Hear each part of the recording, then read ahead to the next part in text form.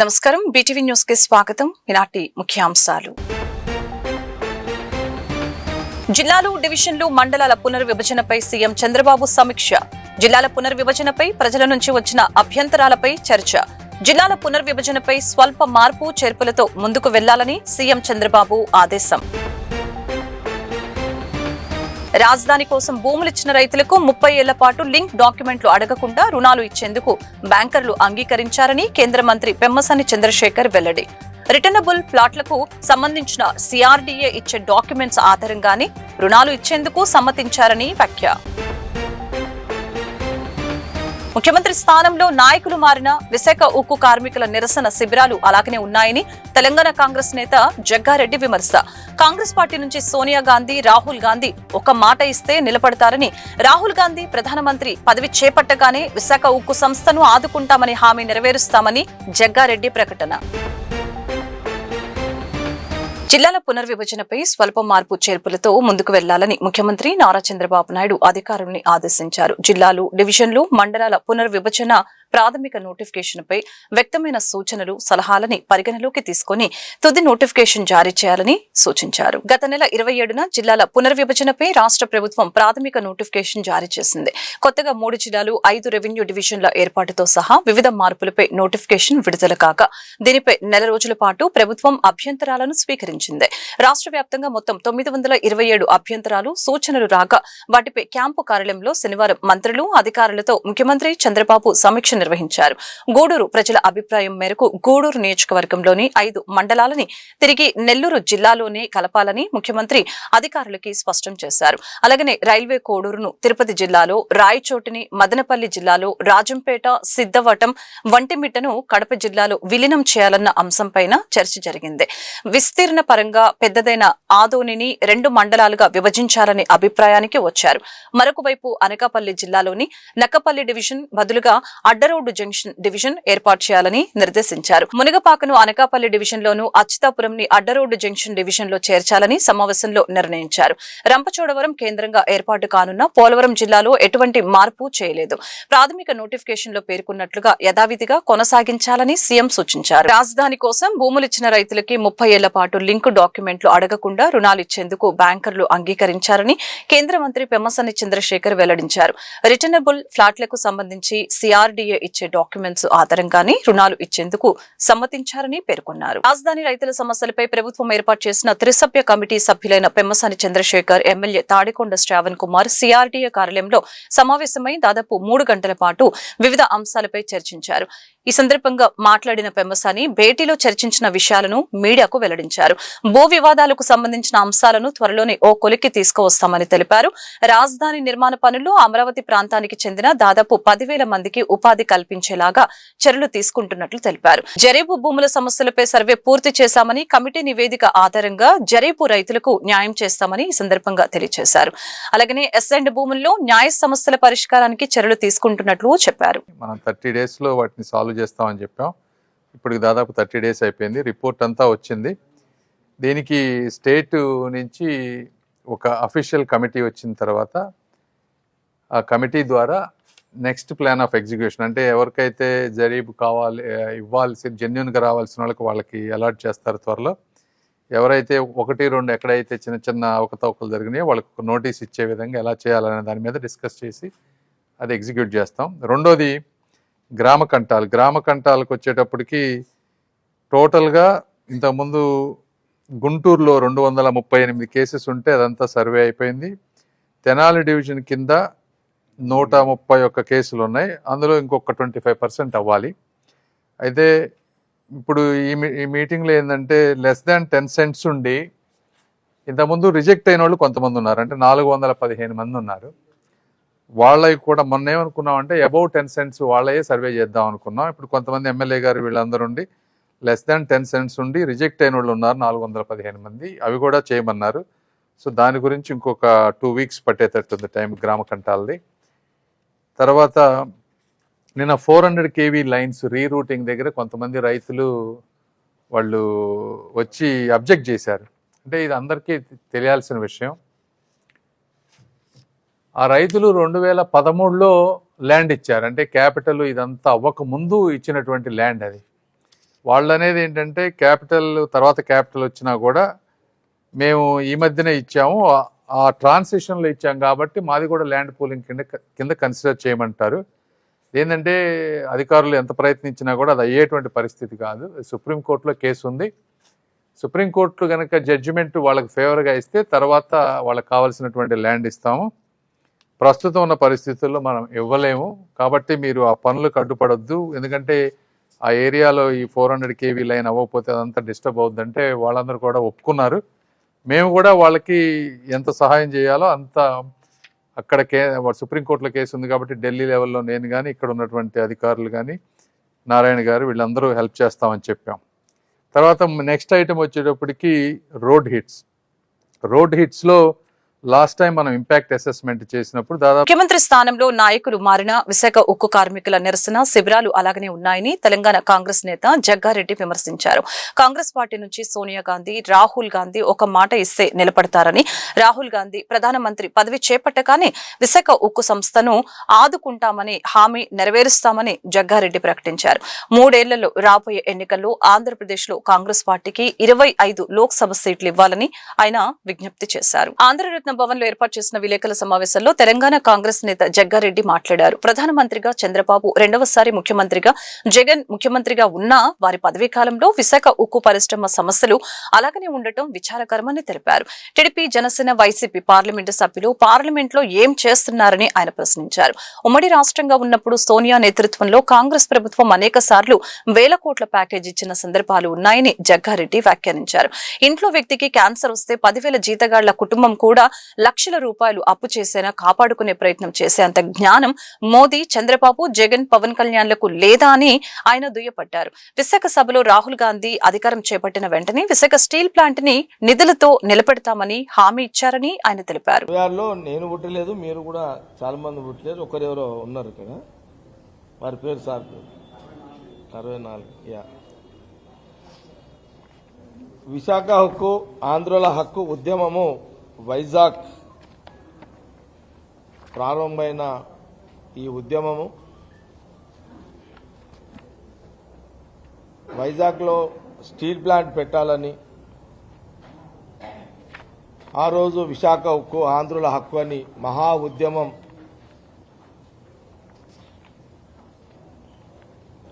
ఆనాడు 1966 అక్టోబర్లో అమృతరావు గారు కాంగ్రెస్ ఏఐసిసి సభ్యులు, దళిత నాయకులు విశాఖ హక్కు, ఆంధ్రుల హక్కు అని గుంటూరు నుండి విశాఖపట్నం కలెక్టరేట్ వరకు వెళ్లి అక్కడ నిరాహార దీక్ష చేసిన చరిత్ర. 1966 నవంబర్లో బ్రహ్మానంద రెడ్డి గారు ముఖ్యమంత్రిగా ఉండగా దాన్ని వినిపింపజేసి సానుకూలంగా స్పందించారు. 1970లో ఇందిరాగాంధీ గారు పార్లమెంట్లో దీనిని గుజరాత్ వాళ్ళు కూడా అడుగుతున్నారు, వాళ్ళతో కూడా మాట్లాడి విశాఖపట్నంలోని స్టీల్ ప్లాంట్ ఇస్తామని ఆనాడు ఇందిరాగాంధీ గారు ప్రధానమంత్రిగా వారు పార్లమెంట్లో ప్రకటించడం జరిగింది.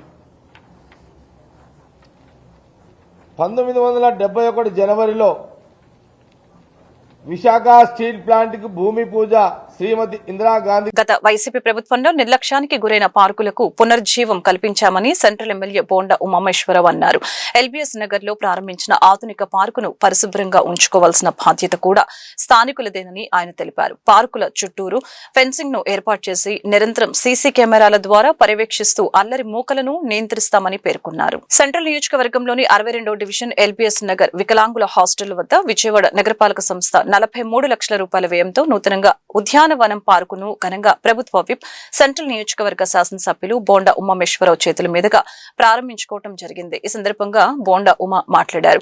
21వ డివిజన్ లో గతంలో నిర్లక్ష్యానికి గురైన ఓపెన్ ప్లేస్లు, పార్కులను పూర్తిగా ఆధునీకరించి ప్రజల వినియోగంలోకి తీసుకొని వస్తున్నామని, ఎంత ఖర్చైనా పర్వాలేదు కానీ స్థానిక మహిళలు, సీనియర్ సిటిజన్లు, పిల్లలతో సహా అందరికీ ఉపయోగపడే విధంగా పార్కులను అభివృద్ధి చేయడమే ఎన్డీఏ ప్రభుత్వ లక్ష్యమని ఈ సందర్భంగా తెలియజేశారు. 43 లక్షల వ్యయంతో ఈ పార్కును పూర్తిగా ఆధునీకరించామని, ఈ పార్కు అభివృద్ధితో పిల్లలు రోడ్లపై ఆడకుండా సురక్షితమైన ప్లే ఏరియాలో ఆడుకునే అవకాశం కల్పించామని, మహిళలు, యువత కోసం ఆధునిక జిమ్ ఎక్విప్మెంట్ ఏర్పాటు చేశామని చెప్పారు. అలాగనే సీనియర్ సిటిజన్లు నడక చేయడానికి అనుకూలంగా శాండ్ వాకింగ్ ట్రాక్ ఏర్పాటు చేయడం జరిగిందని చెప్పారు. ఈ పార్కును కేవలం నిర్మించి వదిలివేయకుండా నిరంతర నిర్వహణ కోసం స్థానికులతో కలిసి కమిటీలను ఏర్పాటు చేస్తామని, ఫుల్ టైం స్థానిక వాచ్మెన్ ను నియమించి పార్కు ఎలాంటి నష్టం చెందకుండా అన్ని చర్యలు తీసుకుంటామని ఈ సందర్భంగా భరోసా ఇచ్చారు. అవసరమైన చోట ఫెన్సింగ్ ను కూడా ఏర్పాటు చేస్తామని తెలిపారు. నిర్లక్ష్యానికి గురి కాబడి ఆ పార్కులన్నిటిని కూడా ఆధునీకరించి ఎంత ఖర్చైనా సరే ఆ స్థానికులకి, అక్కడ ఉన్నటువంటి మహిళా సోదరిమణులకి, సీనియర్ సిటిజన్స్కి, పిల్లలకి అందరికీ ఉపయోగపడేటట్టుగా ఆధునీకరిస్తూ ఉన్నాం. ఇవాళ 62వ డివిజన్లో ఎల్బిఎస్ నగర్లో ఇక్కడి పార్కు గతంలో చాలా దుర్వాసనతో, చెత్తా చెదారంతో నిండి ఉండేది. ఎలక్షన్లో ప్రచారానికి వచ్చినప్పుడు వీళ్ళందరూ కూడా అడగటం జరిగింది, దీన్ని మాకు వినియోగంలో తీసుకొచ్చి బాగు చేసేవాడిని. ఆ రోజు మాట ఇచ్చాం. తర్వాత ప్రభుత్వం వచ్చినాక ఇవాళ దాదాపు 43 లక్షలు ఖర్చు పెట్టి ఆధునీకరించాం. దీన్ని ఇక్కడ ఉన్నటువంటి పిల్లలందరూ రోడ్ల మీద ఆడుకోకుండా చక్కటి జిమ్ ఎక్విప్మెంట్ పెట్టాం. అట్లాగే మహిళలకి వాళ్ళు కూడా ఎక్సర్సైజ్ చేసుకునేటట్టుగా వాళ్ళకు కూడా జిమ్ ఎక్విప్మెంట్ ఉపయోగపడుద్ది. అట్లాగే పిల్లలకి ప్లే ఏరియా కానీ, పెద్దవాళ్ళు సీనియర్ సిటిజన్స్ వాళ్ళు కూడా వాక్ చేయడానికి ఇక్కడ కొంచెం శాండ్తో ట్రాక్లు వేసాం. అంటే ఆహ్లాదకరంగా ఉన్నటువంటి స్థలాన్ని వినియోగంలోకి తీసుకొచ్చాం. దీనివల్ల చుట్టుపక్కల వాళ్ళందరూ కూడా దీన్ని సద్వినియోగం చేసుకునే దానికి అవకాశం ఉంది. వీటికి కమిటీలు కూడా వేస్తాం. ఏదో పార్కు కట్టాం వదిలేసాం అనేది కాకుండా దీన్ని కంటిన్యూ మెయింటెనెన్స్ చేయడానికి స్థానికులతో కలిపి కమిటీలు వేసి వాచ్మెన్ని, ఫుల్ టైం వాచ్మెన్ని స్థానికుడినే పెట్టి ఎక్కడా కూడా ఈ పార్కు దెబ్బతినకుండా, నాశనం అవ్వకుండా అన్ని రకాలుగా చర్యలు తీసుకుంటాం. చుట్టూతో ఫెన్సింగ్ అడిగారు, ఫెన్సింగ్ కూడా ఏర్పాటు చేస్తాం. ఎంత ఖర్చైనా పర్వాలేదు మాకు, కానీ ప్రజలకి సౌకర్యంగా ఉండాలి. ముఖ్యంగా స్థానికులకి. ఇది కోడల్లో ఉన్నటువంటి ఎల్బిఎస్ నగర్ లోపల ఉన్నటువంటి పార్క్ ఇది.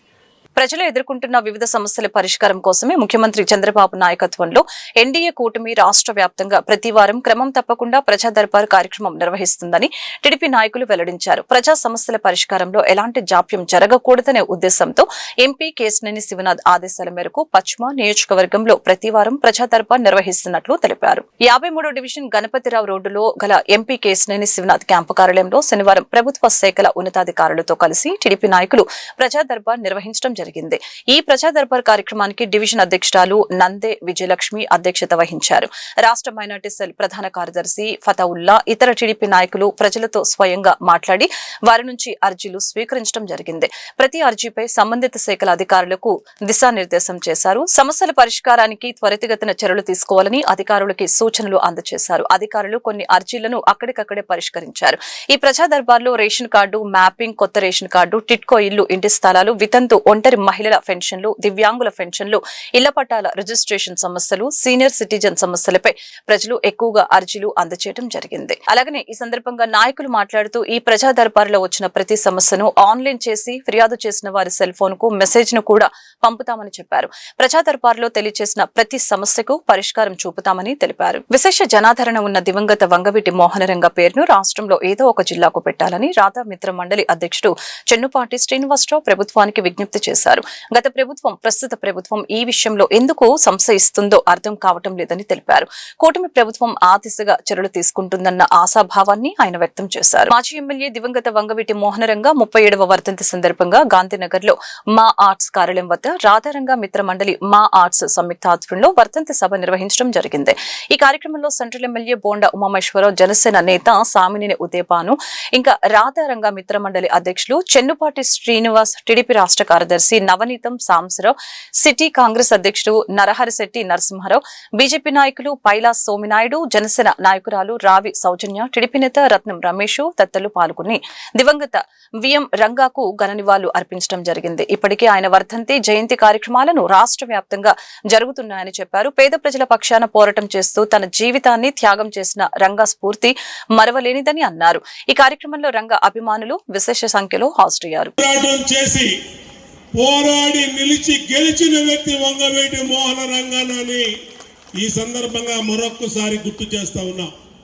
ఎందుకంటే అది ఒక వంగవీటి మోహన్ రంగ గారు ఒక వ్యక్తి కాదు, ఒక వ్యవస్థ, ఒక శక్తి. ఆయన ధైర్యం, ఆయన ఆలోచన విధానం ఇందాడ మా గురునాథం అన్న చెప్పాడు. ఏ విధంగా ఆయన ఆలోచిస్తాడు, ఏ విధంగా ఆయన వ్యవహరిస్తాడు అని. ఆయన పేదవాడి సమస్య పట్ల అవతల వాడు ఎంత పెద్ద వ్యక్తి అయినా, ఎంత పెద్ద వ్యవస్థ అయినా ఎదిరించి ఒక సామాన్యుడి కోసం నిలబడి గెలిచినటువంటి, పోరాడినటువంటి వ్యక్తి వంగవీటి మోహన్ రంగ గారు. అనేకమైనటువంటి ఉదాహరణలు ఉన్నాయి. ఇందాక మన నరసింహరావు చెప్పాడు, మురళీధరన్ అని మన రాష్ట్రం కూడా కాదు, ఎక్కడో కేరళ రాష్ట్రం నుంచి ఇక్కడికి నేవీలో ఉండి పనిచేసే ఒక అతన్ని విజయవాడ వస్తే అతన్ని ఒక తప్పుడు పట్టుకొని ఆ రోజు లాకప్ డెత్ చేశారు. వర్ధంతి సందర్భంగా ఈ రోజు మా ఆధ్వర్యంలో, అలాగే రాధారంగ మిత్రమండలి ఆధ్వర్యంలో ఈ రోజు ఇక్కడ నివాళులు అర్పించే కార్యక్రమం ఏర్పాటు చేయడం జరిగింది. రంగ గారు చనిపోయేటప్పటికి మహా అయితే నాకు 6 నుంచి 8 సంవత్సరాలు ఉండొచ్చు. కానీ ఈ రోజుకి అనేక మంది చెప్తుంటే ఆయన గురించి తెలుసుకుంటున్నప్పుడు నిజంగా ఒక నిజాయితీ గల వ్యక్తి, నీతి గల వ్యక్తి ఆధ్వర్యంలో మనం పనిచేయలేకపోయామా? ఒక రాజకీయంగానే కాదు, సేవా దత్తంలో కూడా ఆయన చేసిన సేవలు మనం మర్చిపోలేని విషయం. అంటే 37 సంవత్సరాలు అయినప్పటికీ కూడా ఇంకా మనం ఇలా గుర్తుపెట్టుకొని ఇంత వైభవంగా చేసుకుంటున్నామంటే ఆయన చేసిన త్యాగం. తాను చనిపోతానని తెలిసినప్పటికీ కూడా ధైర్యంగా బడుగు బలహీన వర్గాల కోసం కూర్చొని ప్రాణాలు అర్పించినటువంటి వ్యక్తి. మనం అంటే అతని మార్గంలో మనం నడిచి తీరాలి ఖచ్చితంగా. అలానే అప్పుడు రంగా గారు ఎలా అయితే ఆలోచించారు, 26 అలాగే జూలై 4 ఈ 2 రోజులు కూడా ప్రపంచవ్యాప్తంగా మర్చిపోలేని దినాలు.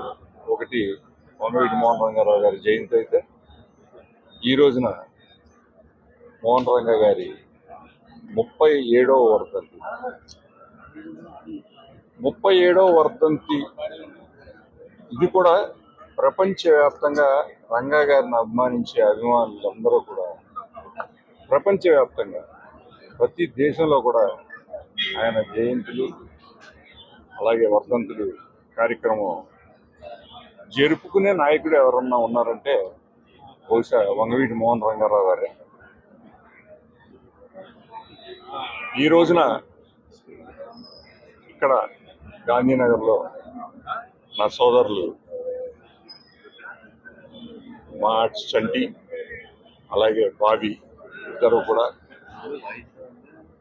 ఆయన అభిమానించే వాళ్ళల్లో ఒకళ్ళుగా ఈ కార్యక్రమం ఏర్పాటు చేసి ఘనంగా నిర్వహించడానికి పూనుకున్నారు. తాను నిర్మాతగా తొలిసారి సైక్ సిద్ధార్థ్ చిత్రాన్ని నిర్మించడం జరిగిందని, చిత్రంలో తాను సిద్ధార్థ్ క్యారెక్టర్ లో ప్రేక్షకులను అలరించనున్నట్లు నిర్మాత హీరో శ్రీనంద్ తెలిపారు. తాను విజయవాడ వాసనని, మన నగరం నుంచి తన చిత్ర ప్రమోషన్ ప్రారంభించడం ఎంతో సంతోషంగా ఉందని ఆనందం వ్యక్తం చేశారు. విజయవాడ నగరంలో సైక్ సిద్ధార్థ్ చిత్ర యూనిట్ సందడి చేసింది. చిత్రం ప్రమోషన్ లో భాగంగా భవానీపురంలోని బాక్స్ 22 క్రికెట్ ప్రాంగణానికి చిత్ర యూనిట్ విచ్చేసి సరదాగా హీరో హీరోయిన్ క్రికెట్ ఆడారు. ఈ సందర్భంగా హీరో శ్రీనంద్, హీరోయిన్ యామిని యామిని భాస్కర్ తో ఫోటోలు దిగేందుకు స్థానిక ప్రజలు పోటీ పడ్డారు. అనంతరం ఏర్పాటు చేసిన విలేకరుల సమావేశంలో హీరో శ్రీనంద్ మాట్లాడుతూ తాను నిర్మాతగా తొలిసారి సైక్ సిద్ధార్థ్ చిత్రాన్ని నిర్మించడం జరిగిందని తెలిపారు.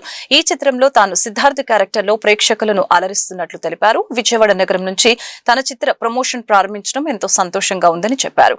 అలాగనే తాను విజయవాడ వాసినని సినిమాపై ఆసక్తితో హైదరాబాద్ కు వెళ్లడం జరిగిందని అన్నారు. అలాగనే సైక్ సిద్ధార్థ్ చిత్రం పూర్తిగా ప్రేమ బ్రేకప్ నేపథ్యంలో సాగుతుందని అన్నారు. బ్రేకప్ జరిగిన విషయాన్ని హాస్యభరితంగా ప్రేక్షకులకు చూపించినట్లు వివరించారు. యూనిట్ అంతా కలిసి ఒక టీమ్ గా పనిచేసే చిత్రాన్ని తక్కువ బడ్జెట్ లో నిర్మించడం జరిగిందని, ప్రతి ఒక్కరూ ఈ చిత్రాన్ని వీక్షించి తనను ఆశీర్వదించాలని కోరారు. తమ చిత్రాన్ని ప్రముఖ సురేష్ ప్రొడక్షన్స్ కొనుగోలు చేసి విడుదల చేయడం ఎంతో సంతోషంగా ఉందని అన్నారు. నూతన సంవత్సరం జనవరి 1వ తేదీన చిత్రాన్ని విడుదల చేస్తున్నట్లు తెలిపారు. అనంతరం హీరోయిన్ యామిని భాస్కర్ మాట్లాడుతూ తాను విజయవాడ వాసినని, గతంలో పలు ప్రముఖ చిత్రాలలో ముఖ్య పాత్రలో నటించడం జరిగిందని తెలిపారు. చిత్ర దర్శకుడు వరుణ్ రెడ్డి మాట్లాడుతూ రొటీన్ కి భిన్నంగా ఈ చిత్రం నిర్మించడం జరిగిందని అన్నారు. ప్రతి ఒక్కరూ ఈ చిత్రాన్ని వీక్షించి చిత్రాన్ని విజయవంతం చేయాలని ఆయన ప్రేక్షకులను కోరారు. బాబు గారు కొనుక్కుని సంతోషపడి మళ్ళీ మంచి బిజినెస్ చేసుకునేంత అది లేదు ఎంత అనుకున్నామో దానికి ఒక 1-2% ఏదో కొంచెం ఏమన్నా పెరిగింది, మిస్లేనియస్ ఖర్చులు. బట్ చాలా ప్రాపర్ గా ప్లాన్ చేసి, అండ్ ఫిల్మ్ మేకింగ్ లో కూడా సార్ మేము ఐ థింక్ సినిమా రిలీజ్ తర్వాత కూడా మేము దీని గురించి ఒక సెపరేట్ డాక్యుమెంటరీలో చేద్దాం అనుకుంటున్నాం. ఒక ప్రొడక్షన్ హౌస్ సపోర్ట్ లేకుండా, అంటే సురేష్ బాబు గారు వాళ్ళ సినిమా రెడీ అయిన తర్వాత చూపించిన తర్వాత అమ్మాం, బట్ అసలు ఒక ప్రొడక్షన్ హౌస్ సపోర్ట్ లేకుండా ఒక regular approach of film making, production manager లేడు నా సినిమాకి, కో డైరెక్టర్ లేరు సినిమాకి, ఆ తర్వాత ఏదో చీఫ్ అసోసియేట్ డైరెక్టర్ అని ఇలాంటివి ఏమీ లేవు మాకు. అందరం అన్ని పనులు చేయాలి. సో నేను ప్రొడక్షన్ మేనేజర్ పని చేయాలి, షార్ట్ గ్యాప్ లో ఉంటే నేను ఫుడ్ తీసుకురావాలి, హీరోయిన్ కి మేకప్ కి అద్దం పట్టుకోవాలంటే నేను అద్దం పట్టుకోవాలి, హీరోయిన్ షార్ట్ లేనప్పుడు నాకు అమ్మాయి వచ్చి ఫుడ్ పెట్టాలంటే అమ్మాయి తెచ్చి ఫుడ్ ఇచ్చేది, ఆర్ లేదంటే మా డైరెక్టర్ అలిసిపోయాడు అంటే నేను కెమెరాలు పట్టుకుని అక్కడికి వెళ్ళి మా అమ్మాయి ఏంట్రా చెప్పు, నువ్వు అక్కడి నుంచి చెప్పు, నేను ఇక్కడ చేస్తాను. సో ఒక regular template of film making ని బ్రేక్ చేసి ఒక ఇండీ స్టైల్లో ఒక సినిమా తీసి ఎట్ దాన్ని ఒక legendary production house like Suresh productions కి తీసుకురావడం అనే ఏదైతే ఒక ప్రాసెస్ ఉందో సార్, ఆ విషయాల్ని నాకు చాలా మంచిగా డాక్యుమెంట్ చేసి నెక్స్ట్ జనరేషన్ ఫిల్మ్ మేకర్స్ అందరికీ చెప్పాలన్నది. నేను ఎంత సక్సెస్ఫుల్ అవుతామో అవో ఇవన్నీ నెక్స్ట్ థింగ్, బట్ మా సొంతంగా మేము ఎవ్వరి సహాయం లేకుండా జస్ట్ మేము ఇలా ఒక బ్యాచ్ ఆఫ్ ఫ్రెండ్స్ అందరం కలిసి సినిమా. నమస్కారం, చాలా థ్యాంక్స్ మీ అందరూ ఇవాళ మా టీంని కలవడానికి వచ్చినందుకు. విజయవాడలోనే పుట్టి పెరిగాను, ఇక్కడే చదువుకున్నాను. సినిమాలు చేద్దాం అనుకున్న తర్వాత నేను హైదరాబాద్ వెళ్ళాను, సిద్ధార్థ కాలేజ్ బందర్ రోడ్ లో. సో అంటే కొన్ని ఫిల్మ్స్ చేశాను. కాటం రాయుడులో పవన్ కళ్యాణ్ గారితో చేశాను, నా ఫస్ట్ మూవీ రభస ఎన్టీఆర్ గారితో చేశాను, 2-3 సినిమాలు హీరోయిన్ గా చేసా, తమిళ్లో ఒక సినిమా చేసా. బట్ మళ్ళీ కొంత గ్యాప్ తర్వాత సైక్ సిద్ధార్థ అనే మూవీతో నేను మళ్ళీ ఐ థింక్ కమ్బ్యాక్ అనే అనుకోవాలి. అండ్ ఇప్పుడు ఇంకా మెచ్యూరిటీతో, అప్పుడెప్పుడో చిన్నప్పుడు వెళ్ళిపోయాను హైదరాబాద్ లో సినిమాల మీద పిచ్చితో సినిమాలు చేయాలని చెప్పి. Maybe now I feel I'm matured enough to understand cinema and ఇంకా మంచి బెటర్ స్క్రిప్ట్స్ చూస్ చేసుకొని ఇంకా మంచి సినిమాలు చేయాలని కోరుకుంటున్నాను. మీ అందరి బ్లెస్సింగ్స్ కావాలి. ఎవ్రీ ఇయర్ లో ఒక 3-4 టైమ్స్ వచ్చి అమ్మవారిని కలిసి వెళ్ళిపోతూ ఉంటాను. మా నాన్నమ్మ అమ్మమ్మ అందరు ఇక్కడే ఉంటారు. సో రిలీజ్ కి ముందు అండ్ ఇయర్ ఎండింగ్ మంచిగా విజయవాడకి వచ్చి దర్శనం చేసుకొని మా మూవీ స్క్రీనింగ్ ఇక్కడ అవుతోంది. అండ్ సినిమాతో 2026 స్టార్ట్ అవుతోంది మాకు. సో హలో అండి, నేను వరుణ్. నేను ఈ మూవీని డైరెక్ట్ చేయడం జరిగింది, నందు ప్రొడ్యూస్ చేశారు. ఈ trusted me completely and I hope తన ట్రస్ట్ ని నేను నిలబెట్టుకున్నాను. అండ్ విజయవాడకి వచ్చి వీళ్ళ హోమ్ టౌన్ వచ్చి ప్రమోట్ చేయడం నాకు చాలా హ్యాపీగా ఉంది. ఇవాళ 6:30కి షో ఉంది, కాసేపట్లో షో చాలా బాగా జరుగుతుందని కోరుకుంటున్నా. అండ్ మూవీ చాలా మంచి రివ్యూస్ వచ్చాయి ఇప్పటి వరకు. సురేష్ బాబు కఠినుడు, అస్సలు ఏది తీసుకోడు, కాంపౌండ్ లోకి ఏది వెళ్ళదు. సో అలాంటిది మా ఫిలిం లోపలికి వెళ్ళి రాత్రి పొద్దున్న కొనడం జరిగింది, నిజంగా వాస్తవం. సో సురేష్ బాబు గారు, ఓకే, సో సురేష్ బాబు గారు అట్లా రాత్రి పొద్దున్న కొన్నారంటే అది సీల్ ఆఫ్ ఎక్సలెన్స్ అనే. సో డెఫినెట్లీ తన ఎక్స్పీరియన్స్ ని, తన దశాబ్దాలుగా నువ్వు నాకు నచ్చావు లాంటి క్లాసిక్స్, పెళ్లి చూపులు లాంటి క్లాసిక్స్ మీకు అందజేసిన సురేష్ ప్రొడక్షన్స్ నమ్మకం మీద మీరు వెళ్ళిపోవచ్చు హ్యాపీగా. ఫస్ట్న ఇట్స్ లాంగ్ వీకెండ్, పిల్లలు చాలా మందికి కూడా వెకేషన్స్ ఉన్నాయి, జనవరి వెకేషన్స్, 4th వరకు హాలిడేస్ ఉన్నాయి చాలా స్కూల్స్ కి. సో ఫ్రీగా ఉన్న వాళ్ళందరూ డెఫినెట్లీ చూడండి. మీకు డెఫినెట్లీ వర్డ్ ఆఫ్ మౌత్ తో చాలా స్ప్రెడ్ అవుతుంది. మేము చాలా దీన్ని టెస్ట్ రాజ్యాంగానికి వ్యతిరేకంగా సాగుతున్న ప్రభుత్వ నిర్బంధాన్ని ఎదిరించి పౌర హక్కుల రక్షణ కోసం ప్రతి ఒక్కరూ నడుం బిగించాలని పౌర హక్కుల సంఘం పిలుపునిచ్చింది. ఈ మహాసభలను విజయవంతం చేయాలని ప్రజాస్వామ్యవాదులను వారు కోరారు. శనివారం విజయవాడలోని ప్రెస్ క్లబ్ లో పౌర హక్కుల సంఘం ఆంధ్రప్రదేశ్ 20వ రాష్ట్ర మహాసభల పోస్టర్ కరపత్రాన్ని సంఘం ప్రతినిధులు విడుదల చేశారు. ఈ సందర్భంగా సంఘం రాష్ట్ర కోశాధికారి పి రాజారావు, రాష్ట్ర సహాయ కార్యదర్శి టి ఆంజనేయులు మాట్లాడారు. వచ్చే నెల జనవరి 10-11 తేదీలో తిరుపతి నగరంలో ఈ 20వ రాష్ట్ర మహాసభలను అత్యంత ప్రతిష్టాత్మకంగా నిర్వహించనున్నట్లు తెలియజేశారు. మహాసభలను సీనియర్ జర్నలిస్టు మరియు అమరవీరుల బంధుమిత్రుల సంఘం అధ్యక్షులు రాఘవ శర్మ ప్రారంభిస్తారని అన్నారు. మొదటి రోజు జస్టిస్ చంద్రకుమార్, హేమలత కుమార్, అలాగనే ప్రొఫెసర్ హరగోపాల్ వంటి ప్రముఖులు ప్రసంగిస్తారని నిర్వాహకులు తెలియజేశారు. సభలో భాగంగా రెండో రోజు ప్రతినిధుల సభ జరుగుతుందని నిర్వాహకులు వెల్లడించారు. ముగింపు సభలో వివిధ ప్రజా సంఘాల నేతలు, బెజవాడ బార్ అసోసియేషన్ అధ్యక్షులు ఏకే భాష తదితరులు పాల్గొంటారని వారు తెలిపారు. ఈ మహాసభలను విజయవంతం చేయాలని ప్రజాస్వామ్యవాదులను వారు కోరారు. అందరికీ నమస్కారం అండి. నా పేరు ఏకే భాష, విజయవాడ న్యాయవాదుల సంఘానికి అధ్యక్షుడిని. ఈరోజు ఇక్కడ ప్రెస్ క్లబ్లో సమావేశం అవటానికి ముఖ్య ఉద్దేశం ఏంటంటే, పౌర హక్కుల సంఘం పెట్టి మన ఉమ్మడి రాష్ట్రంలో కానీ మన రాష్ట్రంలో కానీ 50 ఏళ్ల పైన అయ్యింది. వాళ్ళు రేపు జనవరి 10-11 తారీఖుల్లో తిరుపతిలో రాష్ట్ర మహాసభ పెట్టారు. దానికి ప్రజలందరూ హాజరయ్యి పౌర హక్కుల మహాసభని విజయవంతం చేయమని చెప్పి ప్రార్థించడం కోసం, ప్రజల్లో పౌర హక్కులు వాళ్ళ డ్యూటీస్ వాళ్ళు ఇంకోసారి ప్రజలకు ఎలా సేవ చేస్తున్నారని చెప్పడం కోసం కూడా ఇవాళ పత్రికా ముఖంగా మీటింగ్ పెట్టారు. మనకేదైనా నా పేరు టి ఆంజనేయులు, పౌర హక్కుల సంఘం రాష్ట్ర సహాయ కార్యదర్శి. పౌర హక్కుల సంఘం 20వ రాష్ట్ర మహాసభలను జనవరి 10-11 తేదీల్లో తిరుపతిలో నిర్వహిస్తుంది. పౌర హక్కుల సంఘం గత 50 ఏళ్ల పైగా ఈ రాష్ట్రంలో, అలాగే ఉమ్మడి రాష్ట్రం తెలంగాణ, మన ఆంధ్ర ఉమ్మడి 2 రాష్ట్రాల్లోని 50 ఏళ్లకు పైగా పనిచేస్తూ, ముఖ్యంగా రాజ్యహింసకు వ్యతిరేకంగా చట్టబద్ధ పాలన కోసం, రాజ్యాంగ హక్కుల పరిరక్షణ కోసం నిరంతరం పనిచేస్తూ ఉంది. ఈ క్రమంలో పోలీసులు దాదాపు మా 6 పౌర హక్కుల సంఘం బాధ్యులను కాల్చి చంపారు. అనేక వందల మంది కార్యకర్తల మీద తప్పుడు కేసులు బనాయించారు. అయినప్పటికీ కూడా ఈ రాష్ట్రంలో, ఈ ఉభయ 2 రాష్ట్రాల్లోని ప్రజల జీవించే హక్కు కోసం, చట్టబద్ధ పాలన కోసం నిరంతరం పనిచేస్తూ ఉంది. భవిష్యత్తులో కూడా ప్రజల కోసం ఇదే రకంగా పనిచేస్తూ ఉంటుందని చెప్తూ మా మహాసభలను కేబిఎన్ కళాశాల 60వ వార్షికోత్సవం సందర్భంగా పూర్వ విద్యార్థుల సమావేశం అత్యంత భారీగా నిర్వహిస్తున్నట్లు కేబిఎన్ కళాశాల పూర్వ విద్యార్థుల సంఘం అధ్యక్షులు, ప్రముఖ న్యాయవాది జిపి రామకృష్ణ వెల్లడించారు. ముఖ్య అతిథిగా ఎంపీ కేశినేని శివనాథ్ తో పాటు పూర్వ విద్యార్థులైన సివిల్ అధికారులు, సినీ, టీవీ రంగ ప్రముఖులు ఈ కార్యక్రమంలో హాజరవుతారని స్పష్టం చేశారు. కేబిఎన్ కళాశాలలో నిర్వహించిన విలేకరుల సమావేశంలో డిపి రామకృష్ణ మాట్లాడారు. తమ కళాశాల 1965లో ప్రారంభించారని, అప్పటి నుంచి వేలాది విద్యార్థులు ఈ కళాశాలలో చదివి దేశ విదేశాల్లో అత్యున్నత స్థానాల్లో ఉన్నారని చెప్పారు. కళాశాల అధ్యాపకుల బోధన, ప్రోత్సాహం తమ విజయాలకు కారణమని అన్నారు. కళాశాల అభివృద్ధికి పునరంకితం కావాలనే లక్ష్యంతో కేబిఎన్ ఓల్డ్ స్టూడెంట్స్ అసోసియేషన్ ఏర్పాటు చేశామని చెప్పారు.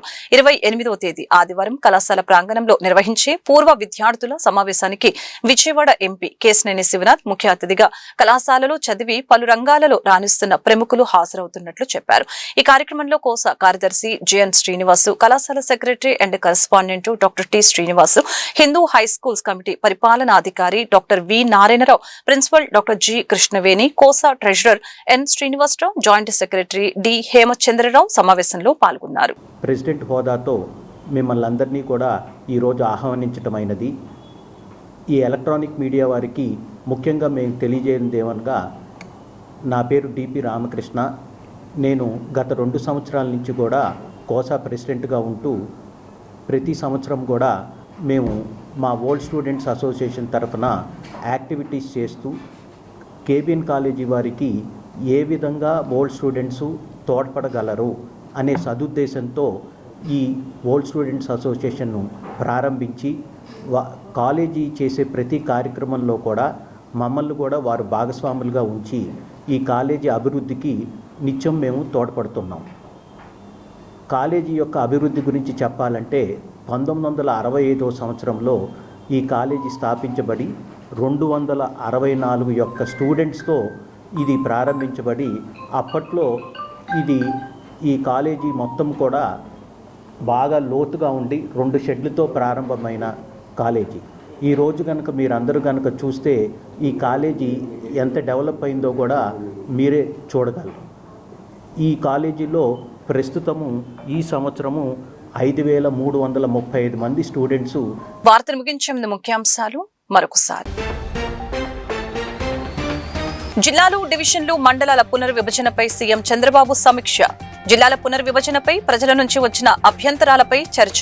జిల్లాల పునర్విభజనపై స్వల్ప మార్పు చేర్పులతో ముందుకు వెళ్లాలని సీఎం చంద్రబాబు ఆదేశం. రాజధాని కోసం భూములిచ్చిన రైతులకు 30 ఏళ్ల పాటు లింక్ డాక్యుమెంట్లు అడగకుండా రుణాలు ఇచ్చేందుకు బ్యాంకర్లు అంగీకరించారని కేంద్ర మంత్రి పెమ్మసాని చంద్రశేఖర్ వెల్లడి. రిటర్నబుల్ ప్లాట్లకు సంబంధించిన సిఆర్డీఏ ఇచ్చే డాక్యుమెంట్స్ ఆధారంగానే రుణాలు ఇచ్చేందుకు సమ్మతించారని వ్యాఖ్య.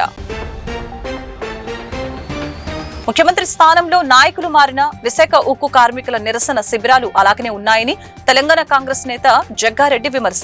కాంగ్రెస్ పార్టీ నుంచి సోనియా గాంధీ, రాహుల్ గాంధీ ఒక మాట ఇస్తే నిలబడతారని, రాహుల్ గాంధీ ప్రధానమంత్రి పదవి చేపట్టగానే విశాఖ ఉక్కు సంస్థను ఆదుకుంటామని హామీ నెరవేరుస్తామని జగ్గారెడ్డి ప్రకటన. ఈ వార్తలు ఇంతటితో సమాప్తం. మరొక బులెటిన్లో మళ్ళీ కలుద్దాం. నమస్కారం.